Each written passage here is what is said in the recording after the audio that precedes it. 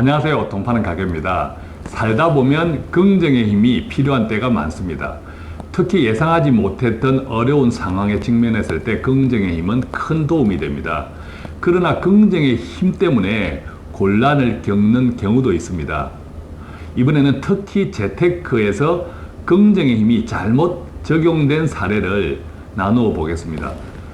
가장의 급여가 월 400만 원 정도인 가정이 있었습니다. 그런데 전혀 저축을 못하고 있었죠. 그렇다고 크게 사치를 하는 것도 아니었고 사교육비가 많은 것도 아니었습니다. 투자를 잘못했거나 사기를 당한 것도 아니었죠. 어쨌든 그 가정은 딱히 모아둔 돈도 없었고 매달 수입보다 지출이 더 많은 상태였기 때문에 재테크의 가장 기본적인 원칙, 지출 관리는 엄두도 내지 못하고 있었습니다. 그렇다면 그 가정은 도대체 돈을 어디다 쓰고 있었던 것일까요? 확인해 보니 가장 많은 돈을 지출한 곳은 바로 홈쇼핑이었습니다.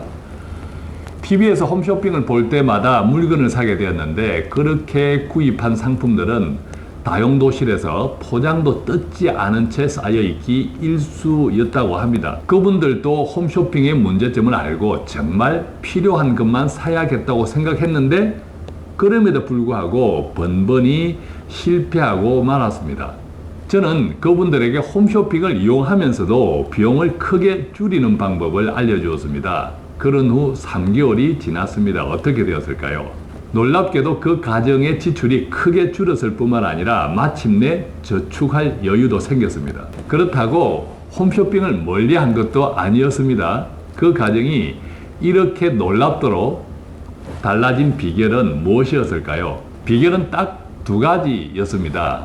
첫 번째는요, 홈쇼핑에서 카드 할부로 결제하느라고 그때까지 남아있던 신용카드 할부 잔액을 마이너스 통장을 이용해서 한꺼번에 상환한 것입니다. 그 결과 이달의 소득과 이달의 지출을 결산할 수 있게 되었죠. 비로소 지출 관리를 할 수 있게 된 셈입니다. 물론 그렇다고 돈이 남게 된 것은 아닙니다. 오늘 이야기의 핵심은 바로 여기에 있습니다. 그 가정은 지금도 여전히 홈쇼핑을 즐깁니다. 그런데도 실제 지출되는 돈은 그 이전과 비교하면 단 10%에 불과합니다. 와우. 90% 이상을 절약하게 된 셈이죠. 도대체 그 비결은 무엇이었을까요? 정답은 이렇습니다. 우리가 홈쇼핑에서 주문을 하면 결제 방법을 선택하게 됩니다. 대체로 카드 결제와 무통장 입금 2가지 방법이 있는데요. 지금까지 그 가정은 주로 신용카드 결제를 선택했습니다. 왜냐하면 쇼 호스트가 설명하는 내용이 너무 좋았기 때문에 그 상품이 얼른 매진되기 전에 사고 싶었죠. 그런데 당장 현금은 없으니까 카드 결제를 이용했던 겁니다.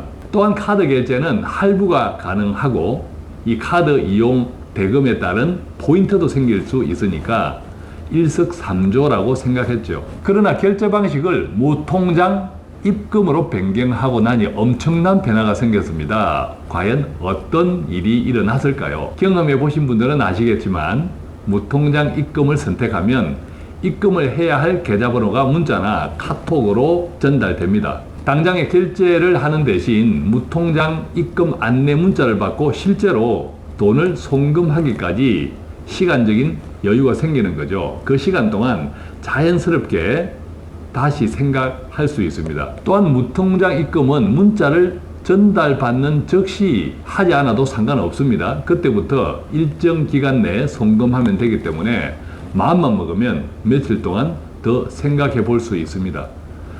결과적으로 홈쇼핑에서 주문했던 상품이 당장 필요 없다는 사실을 깨닫게 되는 경우도 많습니다. 그 같은 경험이 반복되면서 조금씩 충동 구매의 덫에서 해방될 수 있었다고 합니다. 무엇보다도 지출이 조금씩 줄어드는 재미가 컸다고 합니다. 또한 그때까지 남아있던 신용카드 할부 잔액을 다소 무리를 해서라도 상환하고 나니 마음도 훨씬 가벼워지면서 다시는 충동 구매를 하지 말아야겠다는 다짐을 했다고 합니다. 상품이나 서비스를 탁월하게 판매하는 사람들은요, 대체로 고객의 행동을 적극적으로 유발하는 훈련을 받습니다. 왜냐하면 대부분 사람들은 자신의 행동을 긍정적으로 해석하는 경향이 많기 때문이죠. 홈쇼핑을 보고 있으면 이런 말을 자주 듣습니다. 지금 당장 구입하지 않아도 되니까 상담 신청만 해두면 된다는 멘트를 자주 듣게 되죠. 결정은 천천히 해도 되니까 일단 상담만 받아보라며 안심을 시키는 겁니다. 그러나 많은 사람들은 상담 신청을 하는 순간 자신의 행위를 정당화하고 긍정적으로 해석하기 시작합니다. 이때 우리는 두 가지 방법을 꼭 기억해야 합니다. 첫 번째는요, 저 상품이 나에게 꼭 필요한지를 잘 따져보아야 합니다. 그 결과 필요하지 않으면 상담 예약조차 남기지 않는 것이 좋습니다. 상담 예약을 하는 순간 우리는 긍정의 함정에 빠질 수 있기 때문입니다. 그러나 만약 그 첫 번째 관문을 통과하는데 실패했더라도 크게 절망하실 필요는 없습니다. 두 번째 방법은 앞에서도 말씀드렸듯이 결제 방법을 반드시 무통장 입금으로 선택하는 겁니다. 그런 다음 실제로 돈을 송금하는 시간을 최대한 늦추어 보십시오. 그러는 동안 어쩌면 당신은 구매 예약 신청을 했다는 사실조차 까맣게 잊어버릴 수 있습니다. 기억하고 있다 하더라도 충분한 시간적 여유를 가지고 그 물건이 정말 지금 당장 필요했는지를 따져볼 수 있습니다. 긍정의 힘은 우리를 많은 어려움에서 이겨낼 수 있게 합니다. 그러나 홈쇼핑에서 긍정의 힘은 대단히 위험합니다. 홈쇼핑에 잘 훈련된 쇼 호스트는 바로 당신의 긍정의 힘을 이용하기 때문입니다. 구독하면 참 좋습니다. 돈 파는 가게. 공유하면 더 좋습니다.